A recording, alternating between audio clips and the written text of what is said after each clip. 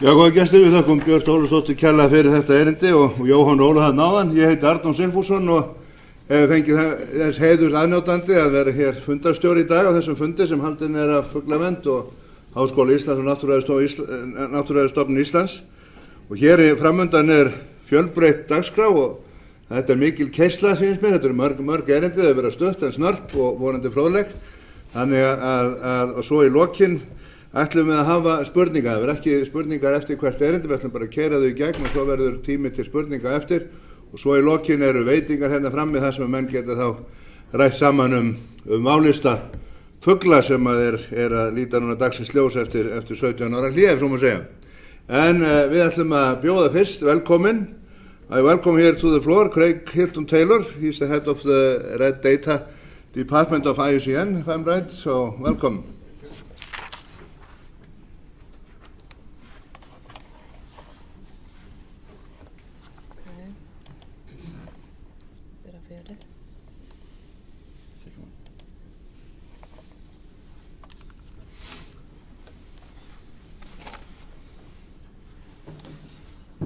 Thank you very much. Good afternoon, ladies and gentlemen. It's a great honor and a privilege to be here today to tell you a little bit about the IUCN Red List of Threatened Species and hopefully to share with you some information from the Red List which will be helpful to all of you as you go about producing the Icelandic national Red Lists. As some of you may know, IUCN, International Union for Conservation of Nature, who I work for, is one of the world's largest environmental organizations. We were founded in 1948, so next year we celebrate our 70th anniversary. And it's a unique union of both governmental organizations and non-governmental organizations.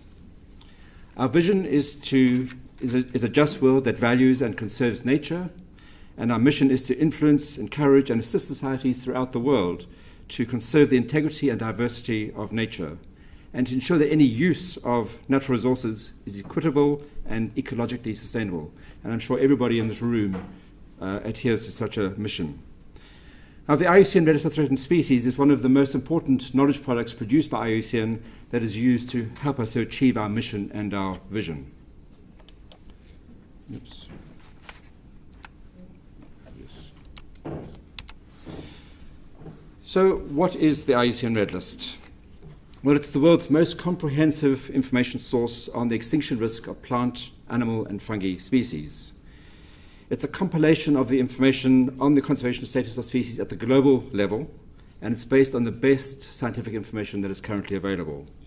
And it's not just simply a list of names and codes, it has much more information behind it. Each assessment includes information on the population size, population status and trends, on the distribution of the species, on their ecology, on the habitats that they're found in. Are the species used by people? How are they used? What are they used for? What are the threats to the species? What conservation actions are currently in place? What conservation actions and research actions are needed in the future to protect those species? The information for the assessments is gathered through available knowledge from thousands of scientists across the world. And each assessment, before it gets published on the Red List, is thoroughly checked and reviewed so to ensure the best quality and scientific rigor. So the Red List is really one of the main tools for tracking what is happening to biodiversity across our planet. The goal of the Red List is primarily to catalyze action for biodiversity conservation by providing this information and analysis of the world's species.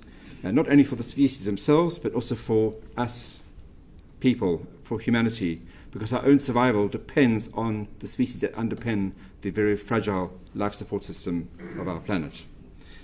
And the information on the Red List is widely used to inform and influence biodiversity decisions around the world, and so the Red List itself is treated as a global gold standard for informing conservation action.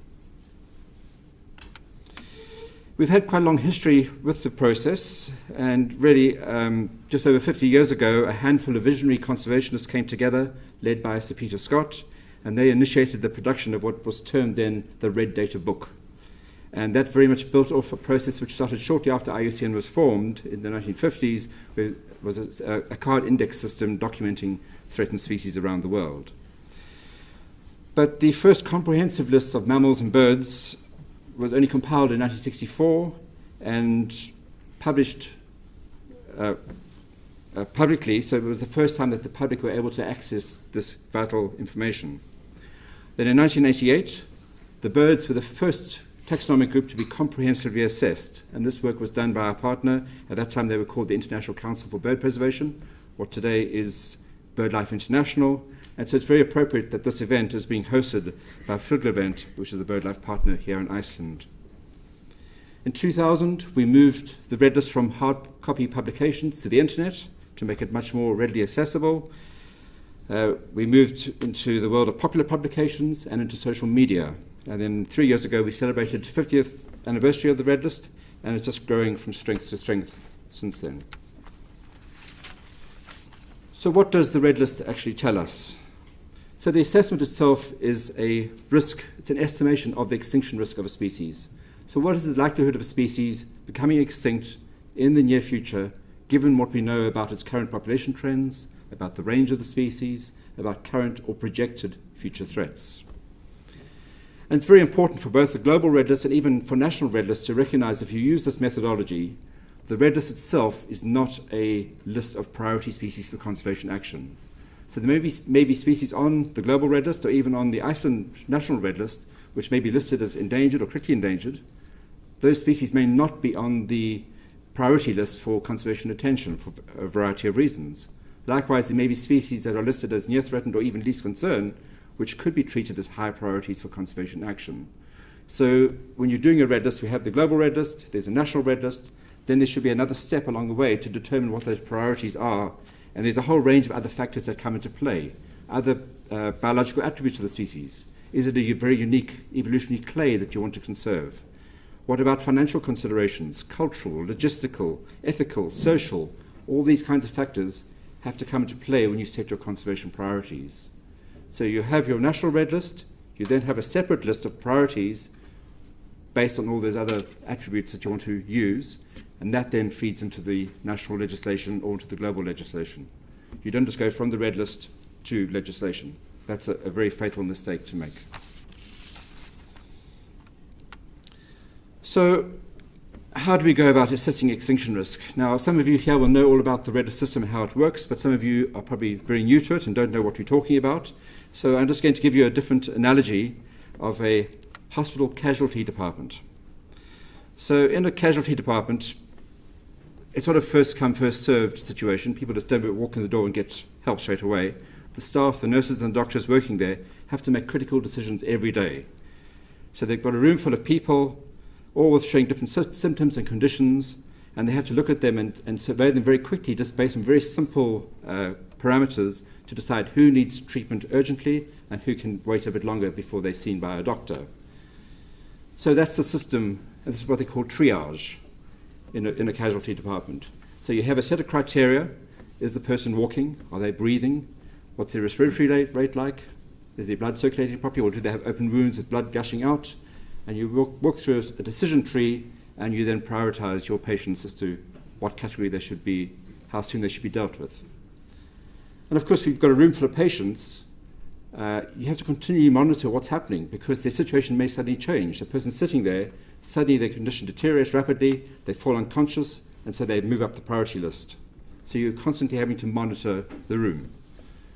And essentially, that is what the Red List system is all about. We have a set of criteria on the left-hand side. These are commonly used criteria for estimating extinction risk, and each of those criteria has a set of numerical thresholds and conditions that have to be met. And if your species meets those thresholds and those conditions, that then triggers an appropriate Red List status. So you've got your criteria and then your condition, the Red List status. And most species in the world are currently classified as not evaluated, but once you start to assess the species, it moves into one of the other categories. You may not have enough data to assess it, so it's listed as data deficient. But once you do have enough information, it then goes into one of the extinction risk categories from least concern all the way through to possibly being listed as extinct, like with the great auk that used to occur here in Iceland.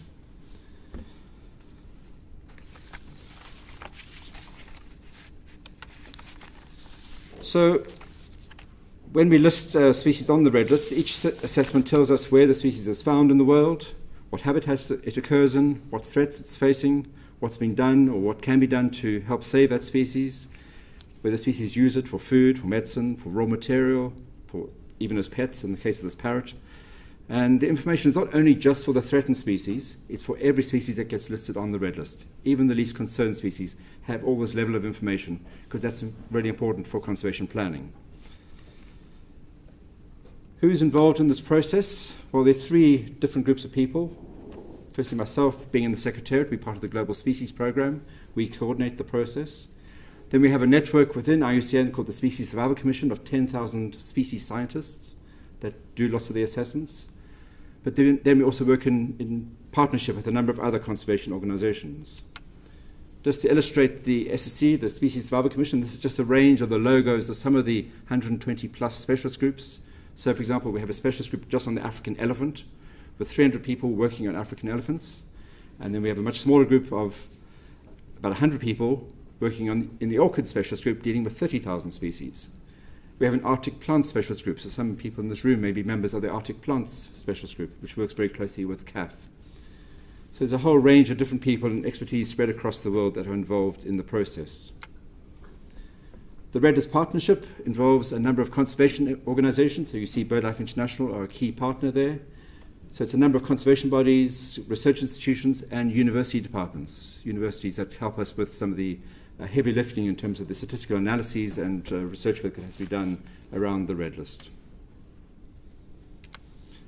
Before I go on from there, all of the Red List work is driven and sponsored not by IUCN itself. It's all project driven, and the money comes from a range of donors. Could be, in some cases, governments have sponsored some of the work, but in large cases, it's mostly the conservation community that donates funds towards the work that we do.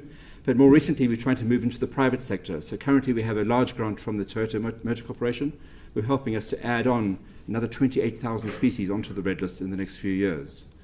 And we've also formed a partnership with some of our partners where we actually make the Red List data and other data sets commercially available to the commercial sector. And we sell the data, and then we use the money that comes back to us to invest in the products. And that's particularly the case when we're working with oil and mining companies.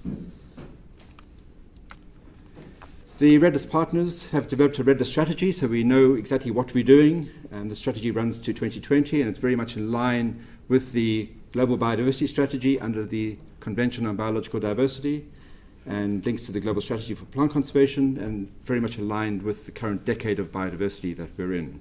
So all of our targets in that are aligned to those global international targets that have been set. So what is the situation right now? So currently we have 927 species listed as extinct or extinct in the wild, and just over 25,000 listed as threatened, vulnerable, endangered, or critically endangered. This was from the data we launched just last week. Now, if you use an analogy of all biodiversity, all species out there being an iceberg, how many species do we have? Currently, there are about 1.8 million described species. There are a whole range of estimates as to how many there are really out there, between 10 and 100 million. Most people seem to agree that there's somewhere between 8 and 15 million. So 25,000 threatened, 1% of what's been described, is a tiny, tiny amount.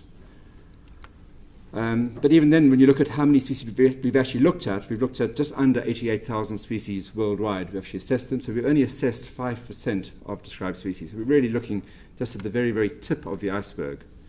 But with an iceberg, you can take out an ice core, and that ice core, you can analyze that ice core, and it tells you lots of things. So in the species that we've assessed for the Red List, we've tried to be strategic, try to pick the key groups that will give us the best information that will be representative of biodiversity as a whole, that are covering as many ecosystems as we possibly can. And so what we've sampled is like an ice core, which can tell us a lot more about what is happening to species around the world. So just some facts and figures. If you look at the proportions that are threatened between taxonomic groups, you can see it varies a lot. So the cycads, which are a very prehistoric plant group, highly, highly threatened, especially by collection from the wild, 63% threatened with extinction. So quite scary. Other end of the extreme of the figures there, the birds, which were all assessed again last year, all 11,000 plus species, 13% are threatened with extinction. The graph on the right there, the blue line at the top, shows the increase in number of species on the red list over the last few years since 2000, and the red line shows the number of threatened species. So yes, we're increasing our coverage steadily, increasing our taxonomic scope, but we have a lot more to do, which I'll come back to a bit in a moment. Just to illustrate how much data we have, for every species that gets assessed, we have to have a distribution map. And if you overlay all those different polygons on each other and have a composite map of all those different polygons, you can see how over the years we have slowly filled up the world with species ranges. So virtually covered much of the world now on the bottom right, but we've still got a fair amount of work to still do. One of the key products that we produce from the red list is that when we assess a group of species, like the birds, BirdLife, our partners, then every 4 years reassess those bird species. And so they can look at changes over time. And so from that information, we can then calculate an index of how things are changing. So these trend lines here show the trends of projected extinction risk of different sets of species. So it's really a red list index of species survival, if you like. And sadly, all the lines are going down. So we're not doing very well. Now, this red list index has been adopted by the CBD for reporting and monitoring progress towards achieving the Aichi biodiversity targets. It's used directly to measure 7 of the 20 targets. It's been adopted by the United Nations Sustainable Development Goals for monitoring progress towards achieving target 15, which is about life on land, and can also be used for some of the other targets. So the red list index is an extremely powerful tool that is used for monitoring what the world is doing. You can use it to calculate, you have to have assessed the group at least twice to calculate the index.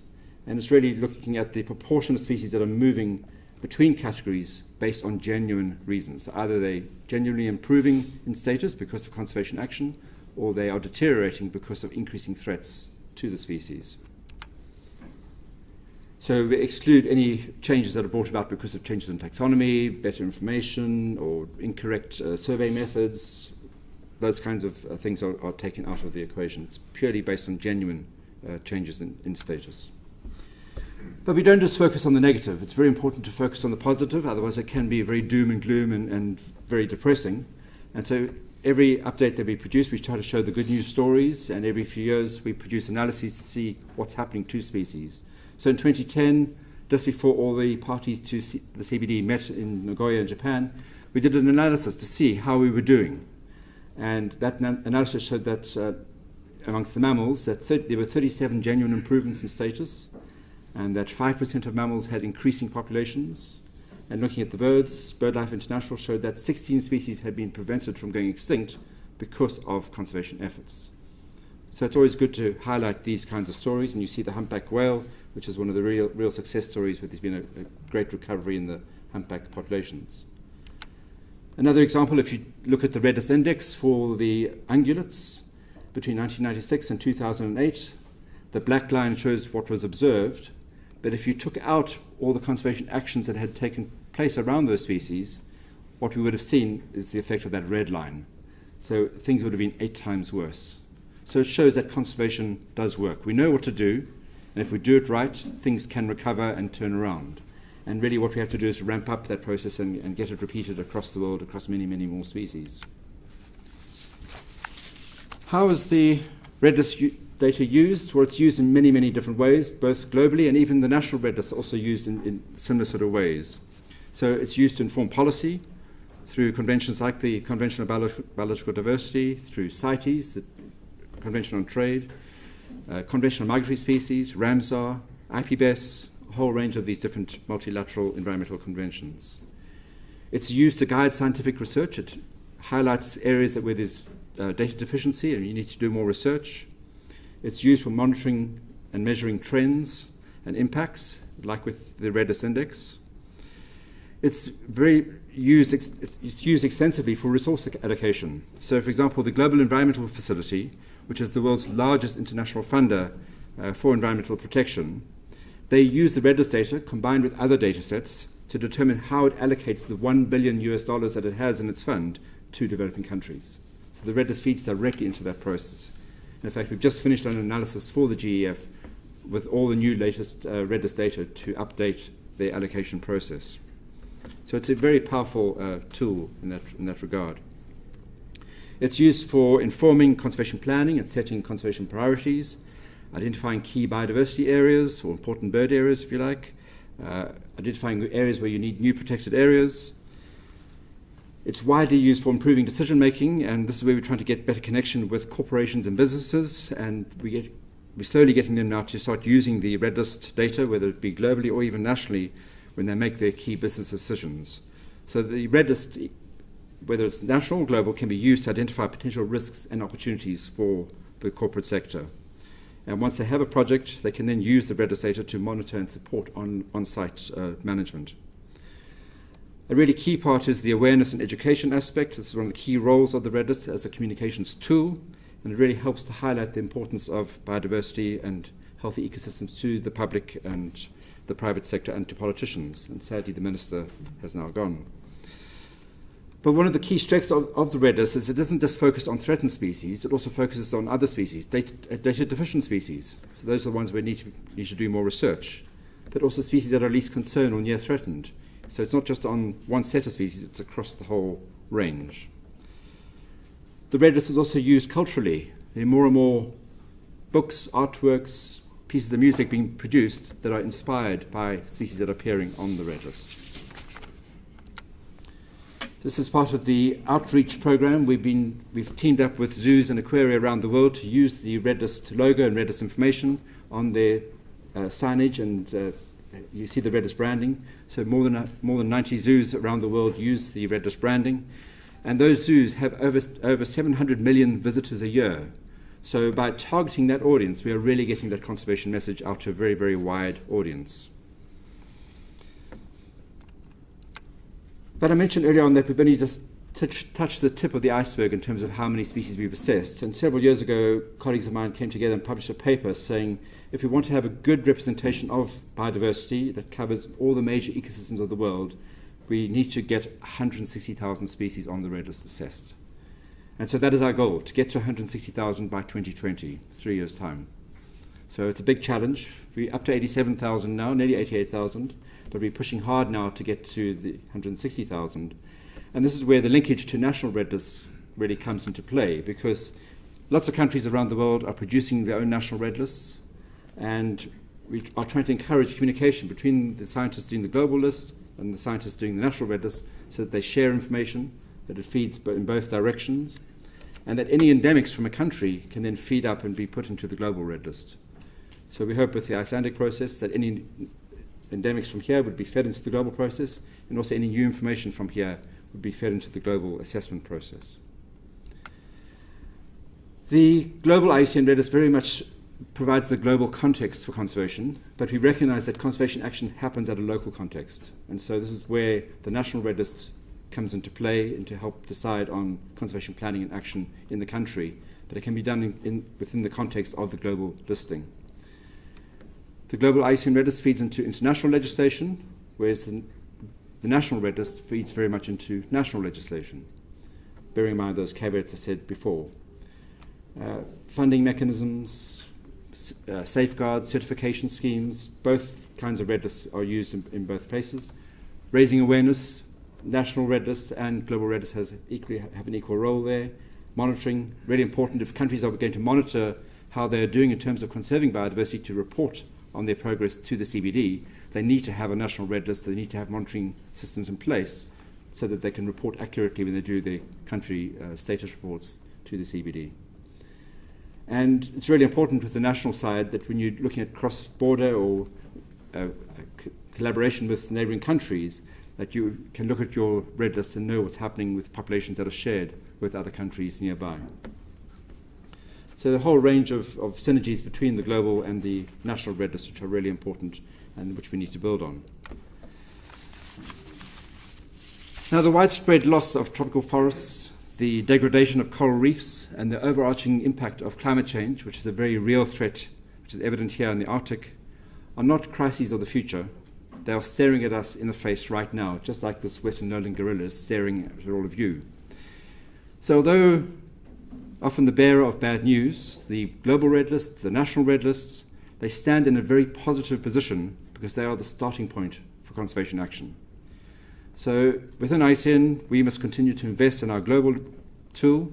We have to work with our partners and with all of our experts, but we also have to work with all the people doing regional and national red lists, especially the process here in Iceland, to help build awareness and to help drive change to combat the extinction risk and halt the loss of biodiversity. Thank you very much.